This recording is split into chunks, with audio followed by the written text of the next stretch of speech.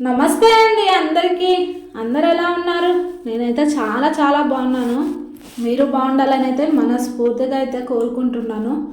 అలాగే నన్ను సపోర్ట్ చేస్తూ సబ్స్క్రైబ్ చేస్తున్న ప్రతి ఒక్కరికైతే పేరు పేరున అయితే థ్యాంక్ యూ సో మచ్ అండి. ఈరోజు మరొక మంచి వీడియోతో అయితే మీ ముందుకు అయితే వచ్చేసాను. వీడియో ఏంటి అనుకుంటున్నారా? వైకుంఠ ఏకాదశి వచ్చేసింది కదండి, అదేనండి ఈ వీడియోలో ఉంటుంది. ఇంకా పొద్దున్నే లేచి ఇల్లు ఊడవడం, తుడవడం, కడగడం, అలాగే ముగ్గులు పెట్టేసుకోవడం అన్నీ కంప్లీట్ అయిపోయాయి. తలంటూ స్నానం చేసేసి ఇంకా మా ఆయనకైతే ఆఫీస్ టైం అయితే అయిపోయింది. అందుకనైతే ఫస్ట్ పతియే ప్రత్యక్ష దైవం అన్నారు కదా పెద్దలు. అందుకనైతే తనని సాగనంపించి తర్వాత అయితే నా పూజ కార్యక్రమం అయితే పెట్టుకుందామని అయితే అనుకుంటున్నాను. అందుకనే అయితే తనకైతే టీ అయితే పెట్టేస్తున్నాను. ఇంకా మా ఇంట్లో అయితే టీ మాత్రం ఖచ్చితంగా ఉంటుంది. నేను ఎంత ఎర్లీ మార్నింగ్ లేచేసి తన పనులన్నీ కంప్లీట్ చేసుకొని తనతో పాటు గుడికి వెళ్దాం అనుకున్నాను, కానీ అస్సలు కుదరలేదు. మా చిన్నోడు నేను లేచిన వెంటనే లేచేసి అస్సలు పని సాగనీయలేదు. అందుకనైతే ఇంకా తను వెళ్ళేలోపు అయితే స్నానం అయితే కంప్లీట్ చేసేసుకుందామని చాలా స్పీడ్గా చేస్తే కానీ కాలేదు. ఇంకా ఏదో విధంగా అయితే స్నానం అయితే కంప్లీట్ అయిపోయింది. ఇంకా తర్వాత అయితే ఇప్పుడు చాయ్ పెట్టేసి తనకు వాటర్ బాటిల్ నింపేసి ఇంకా తను వెళ్ళిపోతే నేను ఇంకా పిల్లల్ని చూసుకుంటూ ప్రశాంతంగా అయితే పూజ చేసుకుందామని అయితే అనుకుంటున్నాను. ఇంకా ప్రశాంతంగా పూజ అయితే ఏమో కానీ అంటే పిల్లలు ఉన్నప్పుడు ఇంకా ఏడుస్తూనే ఉంటారు. పూజ చేసే టైంలోపు ఒక 10 సార్లు పిల్లల్ని చూసుకుంటూ వాళ్ళను సముదాయించుకుంటూ నా పూజ కార్యక్రమం అయితే కంప్లీట్ అయిపోతుంది అన్నమాట.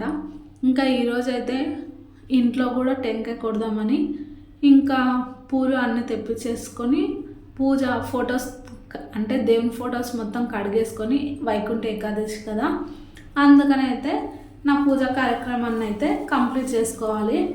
ఇంకా అందుకనే అయితే ఫస్ట్ అయితే మా ఆయన వెళ్ళిపోతే తర్వాత అయితే నా పూజా విధానం. అంతేకాకుండా ఈరోజు వైకుంఠ ఏకాదశి కాబట్టి నన్ను సపోర్ట్ చేస్తున్న ప్రతి ఒక్కరికి హ్యాపీ వైకుంఠ ఏకాదశి అండి. ఇంకా ఈ ఏడాది ప్రారంభ మాసంలోనే జనవరి 2న ముక్కోటి ఏకాదశి అయితే వచ్చింది. అయితే ఇదే సంవత్సరంలో చివరి నెల అయిన డిసెంబర్ నెలలో రెండోసారి కూడా వైకుంఠ ఏకాదశి వచ్చింది. ఈ వైకుంఠ ఏకాదశికి విశిష్టలు ఏంటి, శుభవార్తలు ఎప్పుడెప్పుడు వచ్చాయో ఇప్పుడైతే తెలుసుకుందాం. మన హిందూ క్యాలెండర్ ప్రకారం ప్రతి ఏటా సూర్యుడు దక్షయానం నుంచి ఉత్తరాయణంలోకి ప్రవేశించడానికి ముందు వచ్చే ఏకాదశినే వైకుంఠ ఏకాదశి అని అంటారు.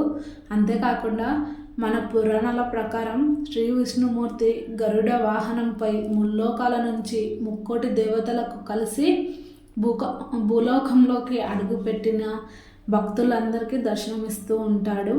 అందుకే ఈ ఏకాదశిని ముక్కోటి ఏకాదశి అని కూడా అంటారు. వీటి గురించి అష్టాదశ పురాణాలలో స్పష్టంగా వివరించబడ్డది.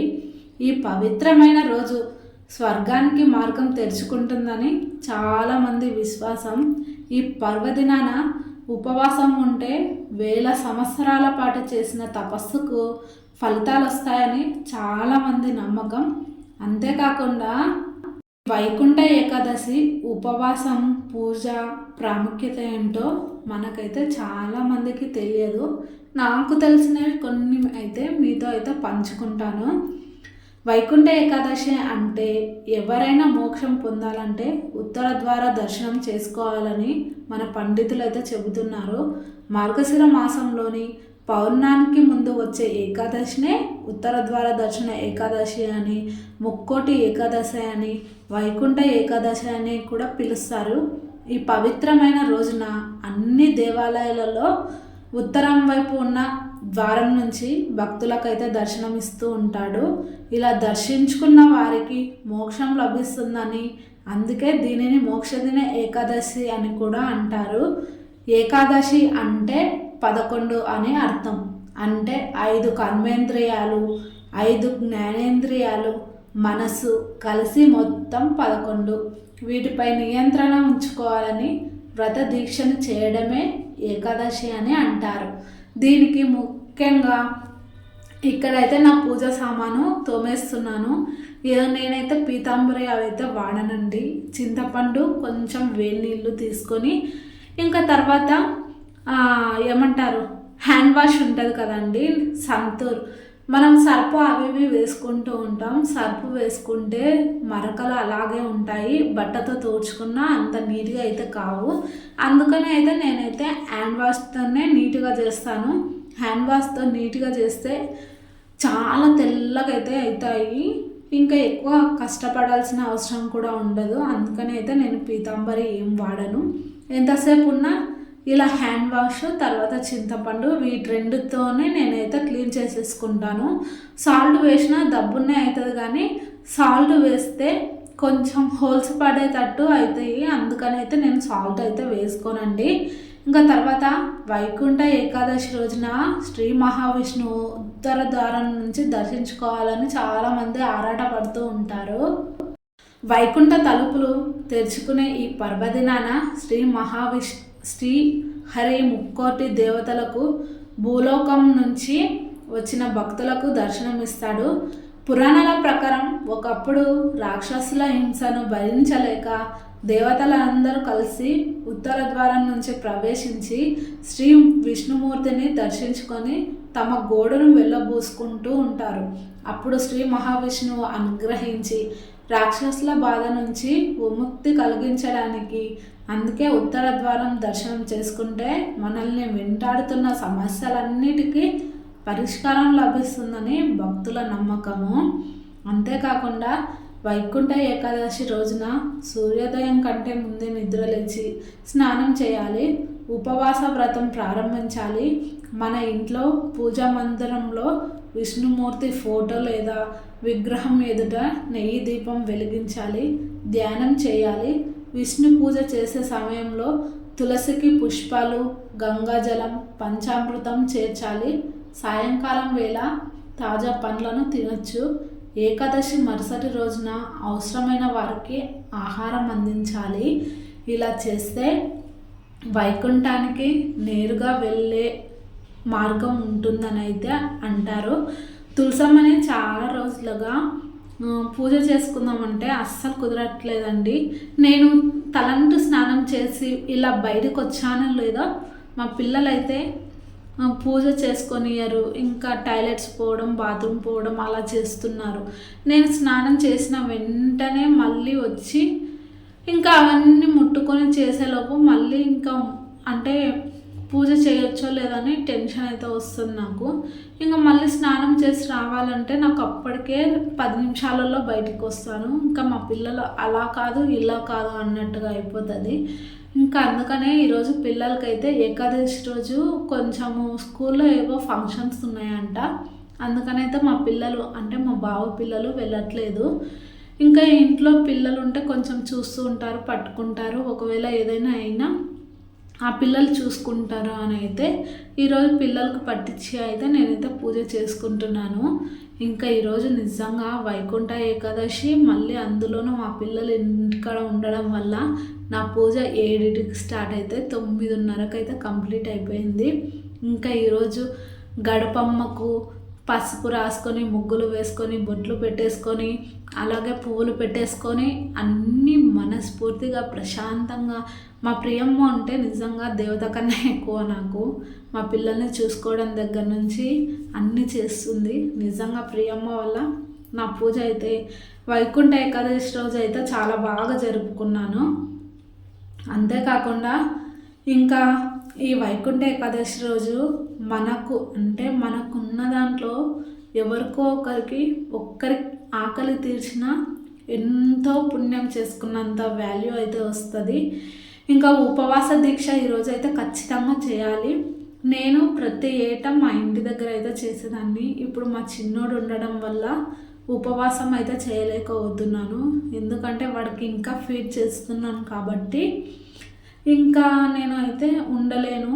ఎందుకంటే ఒకరి ఆకలి తీర్చడం కన్నా పుణ్యము ఇంకోటి ఉండదు. అలాంటిది మా చిన్నోడికి నా వల్ల ఆకలి తీరకుంటే ఎలా ఉంటుంది చెప్పండి.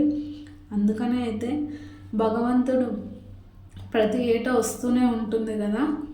ఇంకా వాడు కొంచెం పెద్దగా అయితే నేను ఏదైనా చేసేసుకోవచ్చు. అందుకని మా చిన్నోడికి ఇంకా ఫీడ్ చేస్తాం కాబట్టి నాకైతే ఈ ఇయర్ అయితే ఉపవాసం ఉండలేకపోతున్నా. అంతేకాకుండా ఉపవాస దీక్షకు చెప్పాను కదా, ఇలా పసుపు అయితే కొంచెం నీట్గానే చేసుకున్నాను. మా పెద్దోడు వచ్చి నీళ్ళు అయితే అలికేశాడు. ఇంకేం చేస్తామండి, పిల్లలు మనం చేసేది ఒకటి, పెద్దలు అంటే పిల్లలు చేసేది ఒకటి కదా. చూసారా నా తులసమ్మ ఎంత డెకరేట్ చేశానో. నాకు ఇలా తులసమ్మని చూసుకోవడం అంటే చాలా ఇష్టం. నాకు అంటే తులసమ్మ పండుగకు తులసిని ఎక్కడ వెతికినా అస్సలు దొరకలేదండి. అందుకని అయితే ఇంకా అంటే దొరికిన దాన్నే ఇలా నాటుకున్నాను. ఏమి అంటే పెద్ద కాలే కానీ ఇంకా ఎందుకో నాకైతే భయం వేసింది. అంటే అది నేను తీసుకున్నప్పుడే తులసమ్మ మొక్క కొంచెం వాడిపోయినట్లు, మొక్క వంకరగా ఎలాగో ఉండే. అందుకనైతే ఎందుకు వచ్చింది అని వేరే ఇత్తనాలు అవి తెచ్చి మొత్తం చల్లేసాను. చిన్న చిన్న మొలకలు అయితే బాగానే వచ్చాయి. ఇంకా ఇప్పుడైతే తులసమ్మని అయితే బాగానే పెట్టుకున్నాను. అది కూడా చిగురు వస్తుంది. ఇంకా మంచిగా ఉంటే దానిని మెయింటైన్ చేస్తాను. లేదనుకోండి ఈ చిన్న మొలకలు వచ్చాయి కదా, వీటిని అయితే అంటే ఆల్రెడీ ఉన్నాయి కాబట్టి ఇంకా ఏం టెన్షన్ పడాల్సిన అవసరం లేదు. నాకు తులసమ్మను నాటిన తర్వాత వాడిపోకూడదు, ఎండిపోరాదు. అందుకనే నేనైతే చాలా జాగ్రత్తగా చూసుకుంటాను తులసి మొక్కను. ఎందుకంటే తులసమ్మ ఇంట్లో ఉంటే అన్నీ మన ఇంట్లో ఉండే ఫీలింగ్ అయితే నాకు వస్తుంది. ఇంకా వైకుంఠ ఏకాదశి రోజు ఎందుకు ఉపవాసం ఉండాలి అంటే, ఉపవాస దీక్షకు ఉపవాసం అంటే కేవలం ఆహారం తీసుకోవడం మాత్రమే కాదండి. ఉపవాసం అంటే అనునిత్యం ఆ భగవంతుణ్ణి నిత్యం స్మరించుకుంటూ ఉండడమే ఉపవాసం ముఖ్య ఉద్దేశం అండి. ఇదండి వైకుంఠ ఏకాదశి రోజు నాకు తెలిసినది అయితే మీతో కొంచెం పంచుకోవడం అయితే జరుగుతుంది. వీడియో కనుక నచ్చితే తప్పకుండా అయితే ఒక చిన్న లైక్ ఇచ్చి మీ విలువైన సమాచారాన్ని కామెంట్లలో తప్పకుండా తెలియజేస్తారని కోరుకుంటున్నాను. ఇంకా నా పూజ అయిపోయాక కొద్దిసేపు అయితే పిల్లల్ని ఎండలో పెట్టేసుకొని కూర్చున్నాను. ఇంకా వాళ్ళకి స్నానం చేయిద్దామంటే కొంచెం అయితే జలుబు ఎక్కువైపోయింది. అందుకని అయితే స్నానం అయితే ఇంకా చేయించలేదు. ఇంకా మా పెద్దోడికి కొంచెం ఆకలి అవుతుంది, అమ్మ ఆకలి అవుతుంది అంటే ఒక చిన్న మ్యాగీ ప్యాకెట్ ఉండే వాడికైతే చేసిద్దామని వాడితో అయితే ఇలా స్పెండ్ చేసుకుంటూ మ్యాగీని అయితే చేస్తున్నాను. మీరు చూసేయండి.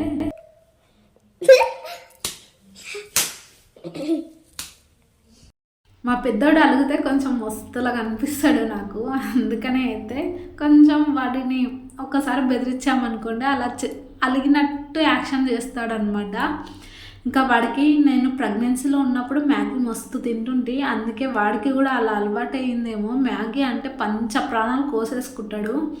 ఇంకా వాడితో మనకు ఎంత బిజీ లైఫ్ ఉన్నా పిల్లలతో టైం స్పెండ్ అయితే ఖచ్చితంగా చేయాలి. ఇదండి వీడియో నచ్చితే తప్పకుండా like, share, comment and subscribe. మరొక మంచి వీడియోతో వస్తానే.